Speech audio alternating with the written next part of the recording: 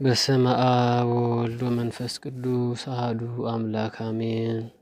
የካቲት 21 ቀን የሚከበሩ ዓመታዊ የቅዱሳን በዓላት፦ ድንግል ማርያም እመ አምላክ፣ የአምላክ እናቱ እመብርሃን ድንግል ማርያም በሦስት ወገን ማለትም በሥጋ በነፍስ በልቦና ድንግል፣ በሦስት ወገን ማለትም ከሐልዮ ከነቢብ ከገቢር ንጽሕት፣ ሳትጸንስ በጸነሰች ጊዜና ከጸነሰች በኋላም ድንግል፣ ጌታን ሳትወልድ በወለደችው ጊዜና ከወለደችም በኋላ ድንግል ስትሆን እናትም ድንግልም መሆኗን አምነን እንመሰክራለን። እመቤታችን ከፍጥረት ሁሉ በላይ ክብርትና ንዕድ ናት። ሊቃውንተ አበው እንዳስተማሩን በዚህ ዕለት እንዲህ ብለን እንጸልያለን። ረሲ ፍና ትሕትና አይጋሩ አይጋርየ ይሁሩ ትዕቢትሰ ለአምላክ ጸሩ። እመቤቴ ሆይ ትዕቢትን አምላክ ይጠላልና እግሮቻችን በትሕትና እንዲሄዱ አድርጊ።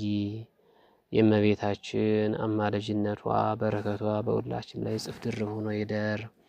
በዚህ ዕለት ቅዱስ አናሲሞስ ሐዋርያ ይታሰባል። በዘመነ ሐዋርያት ምስጉን ከነበሩ አበው ቅዱስ አንዱ አናሲሞስ ነው።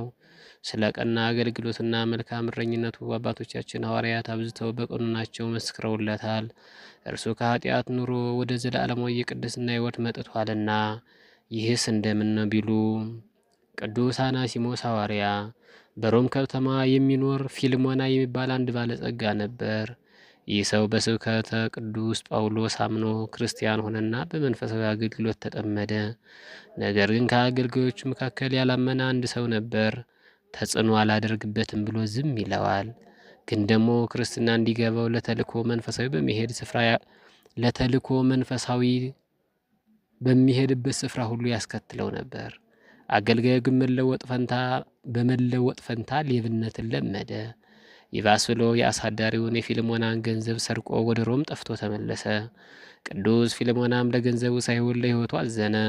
ያ ሰርቆ የጠፋው አገልጋይ ግን በሮም ከተማ ሲመላለስ ስብከተ ወንጌልን ይሰማል። ሰባኪው ደግሞ ብርሃነ ዓለም ቅዱስ ጳውሎስ ነበር። ቁጭ ብሎ ሲማርም ልቦናው በርቶለት ተጸጸተ። ከሐዋርያውም ዘንድ ቀርቦ ኃጢአቱን ተናዞ ተጠመቀ። ከዚህች ዕለት ጀምረም ብርቱ ክርስቲያን ሆነ። በጥቂት ጊዜም የተጋ ሰባኪ ርኅሩህ እረኛ ሆነ። ፈጣሪውም ደስ አሰኘ።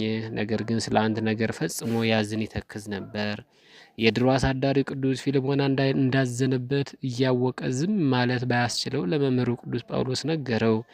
ያን ጊዜ ሐዋርያውን በእስራት በግርፋት ይሰቃይ ነበር።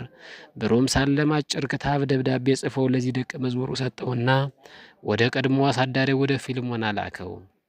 ይህችም ጦማር ድርሰቱ ዛሬም ድረስ ከ80 አሐዱ 10 መጽሐፍት ከቅዱስ ጳውሎስ 14 መልእክታት አንዷ ሆና ተቆጥራ እንጠቀምባታለን።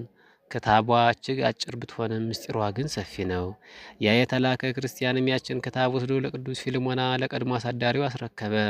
ቅዱስ ፊልሞናን በደስታ አቅፎ ሳመው። ቀድሞውንም ያዘነ በወጣቱ አገልጋይ የነፍስ ዕዳ እንጂ በገንዘቡ አልነበረምና። ያ ተላኪ ሰውም በአካባቢው ሲያገለግል ቆይቶ ወደ ቅዱስ ጳውሎስ ተመልሷል። ደቀ መዝሙሩ ሆኖ ብዙ አገልግሏል። ቅዱስ አናሲሞስ ማለት የቀድሞ የሰው አገልጋይ፣ ዛሬ የክርስቶስ ባሪያ፣ ቀድሞ ሰራቂ፣ ዛሬ ግን ለመንጋው የሚራራ ሰው የሆነ ይህ ክርስቲያን ነው። በ67 ዓመተ ምህረት ቅዱስ ጳውሎስ መሰየፉን ተከትሎ እርሱንም አሳደው አሰቃይተው ጭኑንም ሰብረው አሕዛብ ገድለውታል። በሰማይም የሐዋርያትነትና የሰማዕትነት አክሊልን ተቀዳጅተዋል። አምላከ ቅዱሳን የአናሲሞስን መመለስ ንስሐና በረከቱን ያድለን። የካቲት 21 ቀን የሚከበሩ ዓመታዊ የቅዱሳን በዓላት፦ ቅዱስ አናሲሞስ ሐዋርያ የቅዱስ ጳውሎስ ሐዋርያ ደቀ መዝሙር ሲሆን ከ14ቱ መልእክታት አንዱ የሆነው ወደ ፊልሞና የተጻፈው በዚህ ቅዱስ ምክንያት ነው። አባ ዘካርያስ ዘሀገረ ሰሃ፣ አባ አካክዮስ ጻድቅ፣ አባ ገብርኤል ሊቀ ጳጳሳት፣ አባ ገብርኤል የኢትዮጵያ ጳጳስ በዚህ ዕለት ይታሰባሉ። ስለ ጽዮን ዝም አልልም፣ አሕዛብም ጽድቅሽን፣ ነገሥታትም ሁሉ ክብርሽን ያያሉ። የእግዚአብሔርም አፍ በሚጠራበት በአዲሱ ስም ትጠሪያለሽ። በእግዚአብሔር እጅ የክብር አክሊል በአምላክሽም እጅ የመንግሥትን ዘውድ ትሆኛለሽ። ትንቢተ ኢሳይያስ ከምዕራፍ 62 ከቁጥር 1 እስከ 3 ጎሳ ልብየ ቃለ ሰናየ ወአነ አየድ ለንግሥተ ሰማይ ግብርየ እንዘይብል ምእመን በየሰአለ ወጸለየ ብፅዕ ፍጡነ ሀቤሁ ማርያም እግዝእትየ ዘምስለ ዳዊት ገብርኪ ዘአልቦ እከየ አናሲሞስ ሐዋርያ አርከመ ረአዊ ስርግው ዘተወደሰ በክደቱ በመጽሐፍ ሐዋርያት አበው ገብርኤል ሊቀ ጳጳሳት ዘአሰሰላ ለፈቲው ወዘካርያስ ዘስሐ ወልደ ዮሐንስ ዘብድው አካኪዮስ ወገብርኤል ፍቁራን ሃው እግዝእትየ ማርያም ለአናሲሞስ መያጢቱ ወለገብርኤል ስዩም እንፍትወተ ዓለም ባላይቱ ለዘካርያስ ዘስሐ ብርሃነ ጽድቁ ወይሩቱ ወሊተኒ ለሀጥ ከመይጥፋ በከንቱ ስራይ አበሳይ ለለሰዓቱ ለለሳኡ ወእለቱ በዕለቱ